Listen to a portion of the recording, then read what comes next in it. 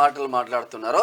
ఇది సోయి తప్పిన సర్కార్, రోజులు దగ్గర పడ్డాయి, 6 నెలల్లోనే పవర్ కట్స్ స్కీమ్లన్నీ బంద్. కేసీఆర్ ఏం కోల్పోయామో ప్రజలకు ఇప్పుడు అర్థమవుతుంది. ఇప్పటికిప్పుడు ఎన్నికలు జరిగితే మాకు 105 సీట్లు వస్తాయి. ఇప్పుడైతే ఒకటి గెలువు చూద్దాం.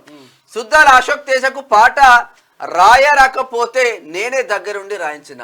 సుద్దాల అశోక్ తేజ నిజంగా కూడా సుద్దాల అశోక్ తేజ, సుద్దాల హనుమంతు ఎవరు పల్లెటూరి పిల్లగాడ పాలుమర పిల్లగాడ అది ఉంది కదా, ఆ పాట రాసిన తర్వాత గొప్ప వాగ్గేయకారుడైనటువంటి సుద్దాల హనుమంతు కుమారుడు సుద్దాల అశోక్ తేజ జాతీయ నంది అవార్డును కూడా ఆయన అందుకున్నాడు.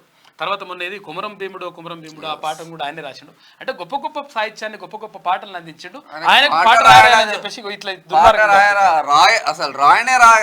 ఆయన రాయరాకపోతే ఈయన పెద్ద రాతకాడు ఏమంటారు, కాళేశ్వరం గట్లనే చేసిన నేనే గట్టి రాకపోతే నేనే దగ్గర ఉండి రాయించినట్టు ఏమైనా ఉండాలని నీకేమన్నా. మన తెలంగాణ దుర్మార్గులు ఎక్కువ. అచ్చా, నేను తెలంగాణలో దుర్మార్గులు ఎక్కువ అన్నోళ్ళేనా మరి ఏదో తెలుసుకోవాలి ఒకసారి. నేను తీద్దాం అనుకున్న బతుకమ్మ సినిమా అచ్చా ఓ సన్నాసి తీసిండు. ఏం మాటలు ఇది, వాడి సినిమాలా ఏమీ లేదు. రాష్ట్ర గీతం రాసినప్పుడు మేధావులతో చర్చించడం. నీ చెక్క 10 ఏం బీకినట్టు గడ్డి వీకిరా అని అడుగుతురు పబ్లిక్.